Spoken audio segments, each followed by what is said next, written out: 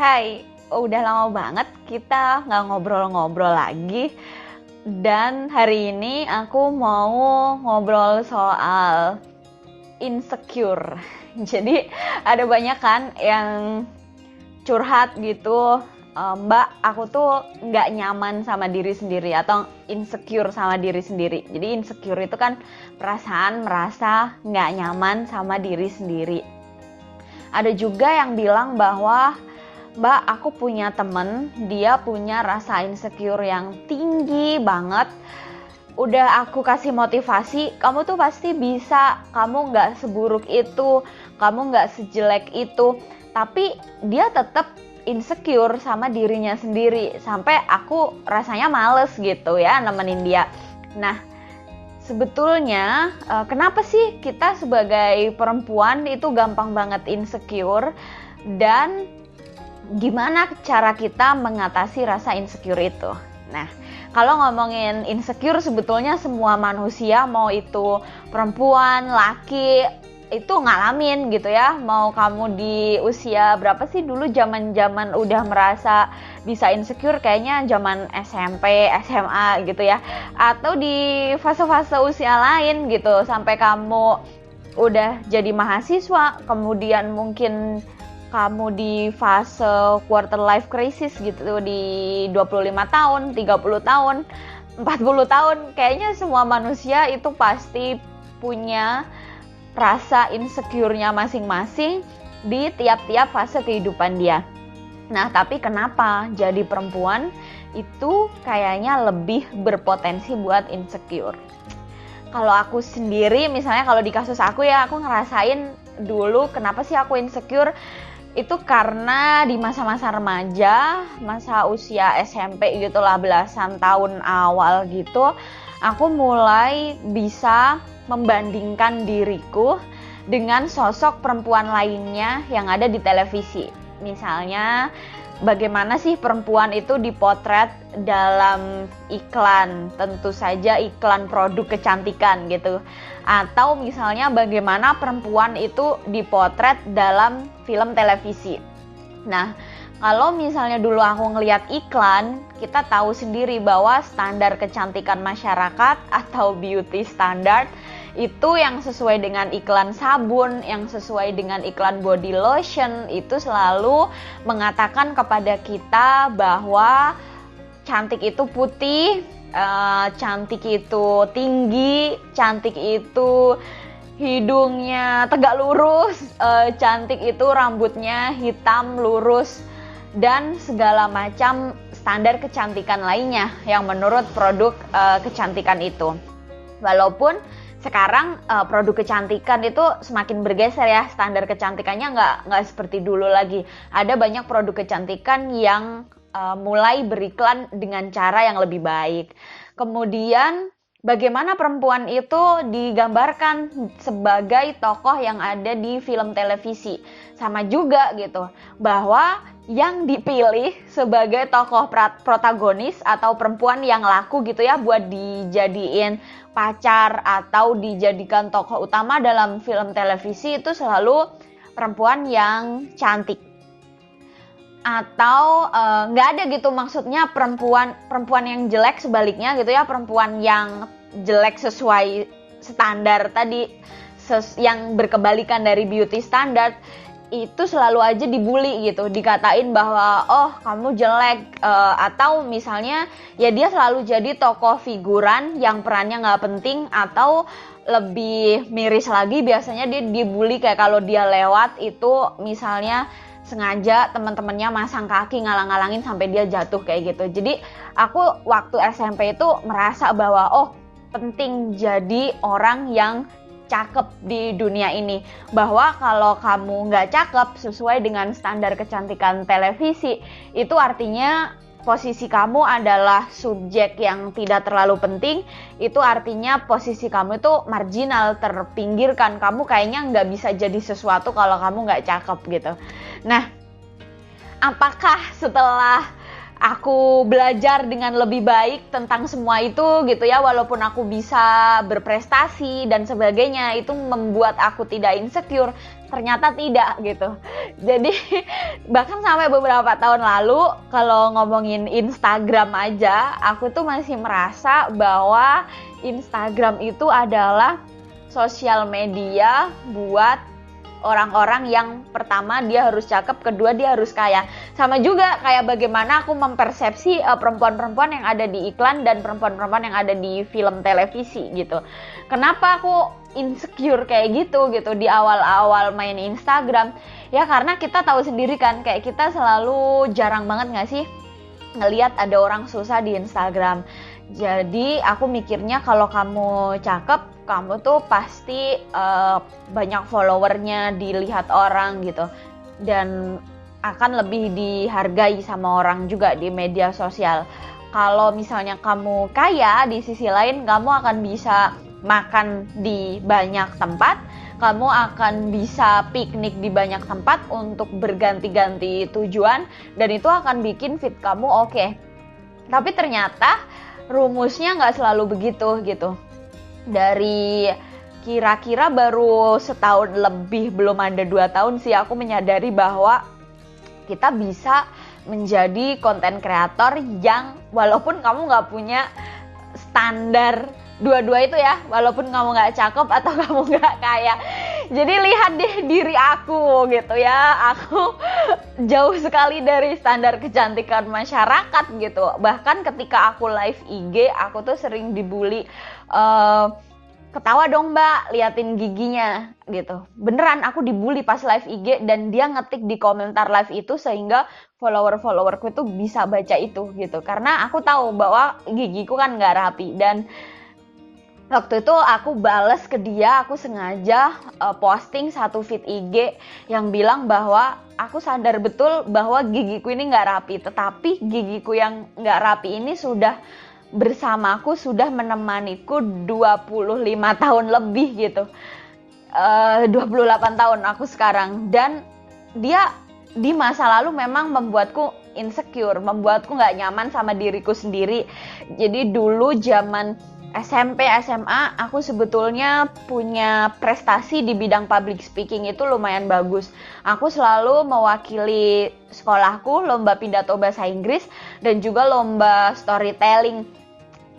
Dan di situ aku selalu merasa bahwa walaupun aku udah persiapan banyak banget, aku udah ngapalin naskah, aku udah berusaha sebaik mungkin untuk menyampaikan speechku atau storytellingku dengan artikulasi yang baik, tapi ketika mau nampil manggung, aku selalu membandingkan diriku, penampilanku itu dengan peserta lainnya. Kalau misalnya ada peserta lain yang kelihatan, oh dia lebih cakep, pasti tiba-tiba rasa percaya diriku tuh langsung turun, karena aku merasa, oh gigiku nggak bagus gitu, pasti aku tampilnya akan nggak cakep dan itu akan membuatku kalah. Nah, itu artinya apa gitu ya? Artinya setiap orang itu memang selalu punya rasa insecure-nya masing-masing. Sehingga jangan heran kalau misalnya ada orang curhat ke kamu bilang aku insecure, kamu udah ngasih motivasi ke dia dengan sebisa-bisa kamu memotivasi dia, ayo kamu bisa, kamu gak seburuk itu, kamu gak sejelek itu, tapi toh orangnya ternyata sulit banget buat bangkit dari rasa ketidaknyamanan dari dirinya. Itu bisa dimaklumi, dan yang aku sarankan sih kamu tetap sabar dampingin dia. Karena kita tahu bahwa ternyata setiap orang itu punya sejarah dirinya masing-masing. Kamu gak akan bisa segampang itu ngomong ke orang bahwa enggak kok, kamu cantik, kamu tuh cakep, kamu enggak jelek. Sedangkan teman kamu itu sedari kecil misalnya dia emang udah dibully mungkin karena bentuk hidungnya, dia dibully karena bentuk bibirnya, dia dibully karena dia pendek, dia dibully karena warna kulitnya atau bentuk rambutnya, dan dia mendengarkan kata-kata buruk itu di telinganya dan merasuk ke dalam dirinya itu udah puluhan tahun. Yang gak mungkin misalnya gara-gara kamu nyemangatin dia sekali dua kali terus tiba-tiba dia jadi berubah gitu. Nah itu emang sulit sih gitu. Atau misalnya ada temen kamu anak perempuan yang dia nggak percaya sama mimpi-mimpinya sendiri gitu misalnya, dan kamu yakin bahwa seharusnya dia bisa kok gitu ya. Ayo dong, seharusnya kamu bisa lanjutin pendidikan kamu. Kamu pasti bisa jadi apa yang kamu mau. Misalnya kamu mengatakan itu ke dia, tapi ternyata dia tetap nggak percaya sama dirinya sendiri dan dia lebih memilih mundur dari perjuangan itu, dan ya udah gitu, akhirnya dia nggak lanjutin mimpinya lagi. Nah, kenapa gitu ya? Yang harus kamu cari tahu adalah akhirnya kamu tahu bahwa emang dia sejak kecil misalnya dia menjadi anak perempuan yang nggak diharapkan gitu di keluarganya gitu. Misalnya dari kecil orang tuanya atau bapaknya gitu ya atau ibunya selalu bilang bahwa udahlah, jadi anak perempuan nggak usah terlalu ngoyo. Udahlah, jadi anak perempuan nggak penting kok punya mimpi, yang penting tuh kakakmu aja gitu. Yang harus sukses tuh kakak laki-lakimu misalnya. Atau bapak tuh nggak pernah percaya ya sama kamu misalnya. Dia selalu dibilang kayak gitu. Udah dibilang kan kalau kamu itu nggak bakal bisa itu. Kami sebagai orang tua itu udah ngasih kesempatan kamu sekali, 2 kali, 3 kali, toh ternyata kamu gagal terus dan itu udah terbukti. Ya udah, kamu pasti kalau besok-besok dikasih kesempatan kamu nggak bakal bisa deh, yakin deh kamu pasti nggak bakal bisa. Jadi selama belasan tahun dia hidup dengan kata-kata negatif yang dia dipercaya bahwa dia nggak bakal bisa untuk meraih mimpi-mimpinya, atau selamanya dia sebagai perempuan ya udah dia emang tertakdir di titik itu aja, dia nggak bisa melompat ke titik yang lebih tinggi lagi, dia nggak bisa mengupayakan hal yang lebih baik untuk dirinya sendiri. Jadi yang perlu kamu pahami adalah memang orang itu punya tantangannya masing-masing ketika dia mau memberikan pandangan yang positif terhadap dirinya. Nah, kalau aku dulu gimana gitu ya, kenapa misalnya sebagai orang yang ya aku dari desa gitu, terus kemudian bisa percaya pada diriku sendiri bahwa aku tuh pasti bisa jadi sesuatu walaupun aku gak cantik sesuai standar beauty standar yang tadi, jauh banget dari standar itu, dan kayaknya otakku juga pasti rata-rata orang kebanyakan gitu ya, tapi kenapa aku bisa sekarang mempush diriku, minimal aku percaya sama diriku bahwa aku bisa selalu berkembang, aku pasti bisa lebih baik, walaupun hari ini belum, tapi minimal aku udah bisa percaya sama diriku sendiri. Kalau aku berusaha pasti aku bisa lebih baik, aku bisa percaya sama diriku sendiri bahwa aku bernilai sama kayak orang lainnya. Aku percaya pada diriku sendiri bahwa aku berharga sama kayak banyak orang di dunia ini. Nah, jujur aja ini bukan berlebihan atau mungkin lebay gitu, tapi sejujurnya aku mendapatkan nilai diriku kembali, aku dapat kepercayaan diriku itu dari nilai-nilai Islam gitu. Jadi aku merasa bahwa Islam tuh memang luar biasa, dari kata la ilaha illallah aja gitu ya. Jadi tiada Tuhan atau tiada sesembahan yang lain selain Allah, itu aku merasa bahwa kalimat itu tuh powerful banget, bahwa sebetulnya saya dan orang lain yang ada di sekitar saya di semua bumi ini itu tuh sama, semuanya adalah makhluk Allah gitu, dan semuanya adalah ciptaan Allah dan kita tuh setara gitu. Jadi dari keyakinan itulah waktu itu aku menemukan kepercayaan diriku lagi gitu. Dan kemudian aku juga mikir bahwa sebetulnya kita diciptakan oleh Allah Subhanahu wa Ta'ala. Kalau dalam Al-Quran kita dibekalin gitu, udah jelas bahwa kita dibekalin sama akal itu yang bikin kita bisa berpikir. Sebagai manusia kita dibekalin sama banyak banget potensi gitu, misalnya tubuh yang sehat, aku masih bisa ngomong, aku bisa melihat dengan jelas, aku punya 2 kaki untuk berjalan, aku punya tangan untuk melakukan banyak sekali hal gitu. Jadi kayak waktu itu aku mikir, aku tuh punya modal yang sama besar dengan orang-orang lain. Kenapa aku harus berkecil hati hanya karena misalnya 1-2 hal kecil di dalam diriku itu tidak sesuai dengan standar kebanyakan orang gitu. Padahal kalau aku masih bisa berbuat banyak hal, apalagi ketika misalnya aku ngelihat banyak banget orang yang bisa memaksimalkan potensi dirinya walaupun dia sebetulnya serba terbatas gitu. Kalau misalnya ngelihat teman-teman yang ada di daerah lain yang belum difasilitasi oleh teknologi sebanyak teman-teman yang ada di Jawa misalnya, atau bahkan teman-teman yang dia terbatas penglihatannya, dia terbatas pendengarannya, dia terbatas misalnya kakinya, atau dia terbatas tangannya untuk melakukan sesuatu, tapi ternyata mereka itu dengan pengetahuan, karena ada pengetahuannya tentu saja ya, misalnya teman-teman yang terbatas secara pendengaran aja, ketika mereka difasilitasi oleh bahasa-bahasa simbol gitu yang mereka pelajari di sekolahan, itu mereka tetap bisa memaksimalkan fungsi dirinya atau potensi dirinya. Kenapa aku tidak memaksimalkan potensi diriku dan percaya kepada diriku sendiri gitu. Nah, kemudian yang terakhir adalah bahwa setiap dari kita itu selalu punya tempatnya masing-masing gitu sih.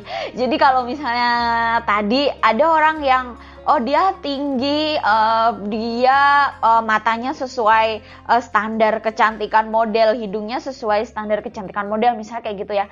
Ya memang dia tempatnya dia tuh di situ gitu.